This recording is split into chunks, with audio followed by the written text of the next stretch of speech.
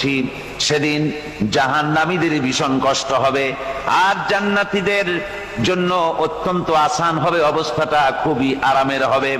নবীজি বলেন, এক ফরজ নামাজ, এক ওয়াক্ত ফরজ নামাজ আদায় করতে যে সময়টুকুন লাগে, কিয়ামতের মাঠের এই সময় এত বড় বিরাট লম্বা সময় জান্নাতীদের জন্য এরকম হালকা হয়ে যাবে। সুবহানাল্লাহ।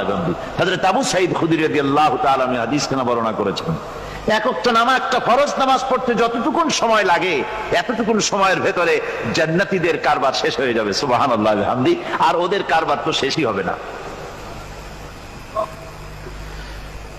وَيَوْمَ تَشَقَّقُ السَّمَاءُ بِالْغَمَامِ وَنُزِّلَ الْمَلَائِكَةُ تَنزِيلًا। ওরা ফেরেশতা দেখতে চায়। সেদিন আসমান সমূহ